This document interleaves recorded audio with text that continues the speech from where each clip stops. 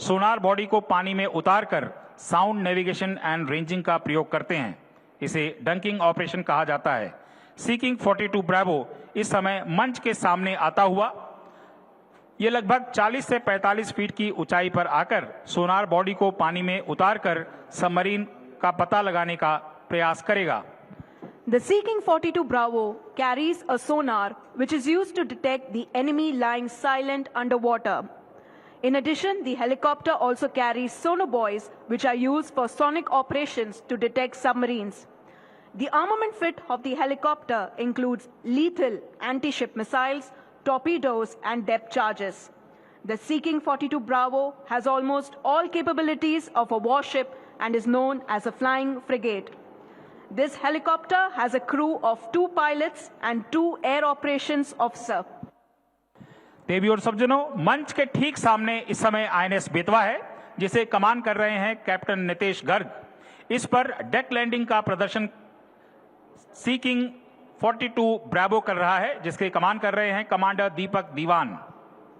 चलती हुई जहाज में जो रोलिंग, पिचिंग, यॉइंग कर रही है यानी तीनों एक्सिस पर हिल रही है, उसमें भी बहुत से छोटे से हेलीडॉक पर हेलीकॉप्टर उतारना बहुत साहस और जोखिम का काम है। देवी और सज्जनों, सिंधुदुर्ग की माटी में जन्मे और टोपीवाला हाई स्कूल मालवान में शिक्षा प्राप्त करने वाले कैप्टन मोहन सामंत, जिन्होंने भारत की तीसरी सबमरीन आईएनएस करंज को कमीशन किया और 71 के युद्ध में अपनी निर्णायक भूमिका के लिए महावीर चक्र प्राप्त करने वाले इस धरती पुत्र को सामने क्षितिज के पास भारतीय नौसेना की सबमरीन आईएनएस कंढेरी अपने श्रद्धा सुमन अर्पित कर रही है। कंढेरी को कमान कर रहे हैं commander Kapil Kumar.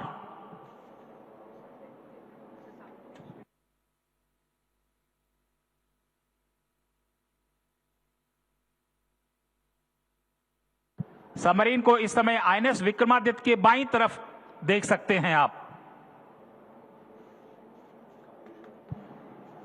In a hostile environment, our ships are continuously under threat from adversaries from the surface of the sea, under the sea, as well as from the air.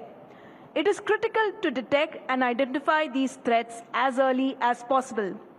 As part of this effort, the Air Early Warning Helicopter Kamov 31 acts as the eyes of the fleet against air threats. Ladies and gentlemen, on your left side, you can see Kamov 31, also known as Flying Falcon, who will be returning to its mothership, INS Tabar, on completion of its AEW mission. देवी और सज्जनों, मंच के ठीक सामने अब INS तबर को आप देख सकते हैं जिसकी कमान कर रहे हैं कैप्टन सुधीर कुमार सिंह। बाईं तरफ से आता हुआ हेलीकॉप्टर कामोव 31 है जिसे फ्लाइंग फॉल्कन भी कहा जाता है। समुद्र में खतरा सिर्फ पानी के नीचे या सतह पर ही नहीं वरन आकाश से, जहां किसी भी दिशा से दुश्मन हमला कर सकता है। इसलिए दुश्मन के हमलावर विमान को शीघ्रातिशीघ्र पकड़ना सबसे महत्वपूर्ण होता है। इसके लिए यह air early warning helicopter Kamov 31 अग्रणी भूमिका निभाता है, इसलिए इसे आई ऑफ द फ्लीट भी कहा जाता है। कामोव 31 अपना मिशन पूरा करके मदरशिप आईएनएस तबर पर वापस आ रहा है। अब आप कामोव 31 को तबर पर लैंडिंग होते हुए देख सकते हैं। इस हेलीकॉप्टर की कमान कर रहे हैं commander Pankaj swan. Ladies and gentlemen, now we wish to draw your attention to the left.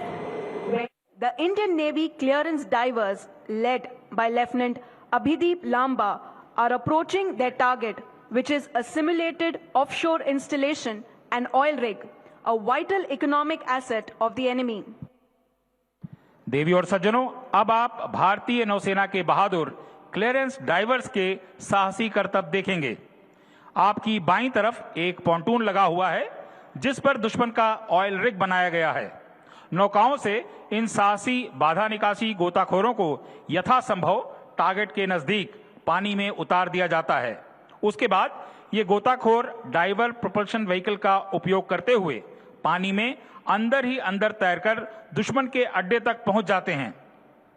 रास्ते में ये ऑरेंज लाइट या स्मोक हम सभी को सिर्फ इंगित करने के लिए करेंगे कि डाइवर इस समय वहां पानी के नीचे है।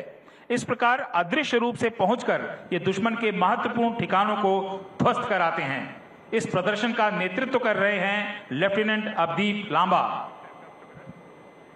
The clearance divers of the Indian Navy in their combat role undertake underwater sabotage attacks on enemy ships inside the harbor and vital offshore installations. Ladies and gentlemen, the team of clearance divers have set up the explosive charges on enemy oil rig to destroy it. The team is also ensuring that they get to a safe distance from the target before explosion occurs.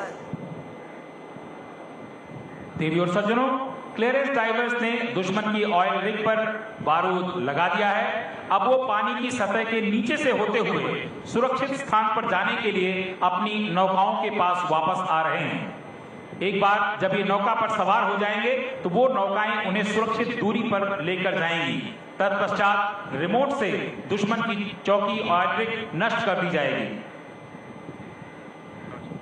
So, ladies and gentlemen, hold your breath and witness the effect of the explosion.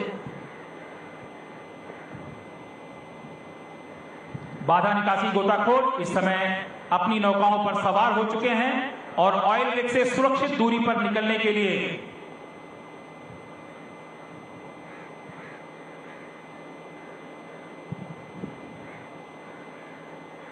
एक बार ये सुरक्षित दूरी पर पहुंच जाएंगे, उसके बाद remote control से दुश्मन की ऑयल रिग को नष्ट किया जाएगा।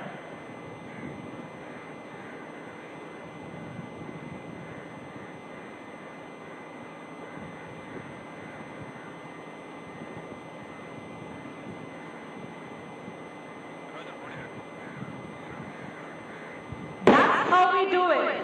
Ladies and gentlemen, a big round of applause to our underwater warriors who have successfully destroyed the enemy oil rig.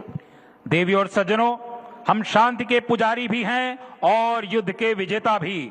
हतो वा प्राप्यसि स्वर्गम जित्वा वा भोक्ष्यसे महीम तस्मात् उत्तिष्ठ कौन्तेय युद्धाय कृत निश्चयः। आवश्यकता होने पर निश्चय पूर्वक युद्ध करने की सीख हमें स्वयं भगवान श्री कृष्ण ने गीता के इस श्लोक में दिया है। इसलिए युद्ध के लिए तत्पर रहना हमारा कर्तव्य भी है और धर्म भी। Ladies and gentlemen, now you will witness a quick extraction, that is to pick up own troops by seeking 42 Charlie helicopter. Speed, surprise and stealth are the core requirements for success in any special operation.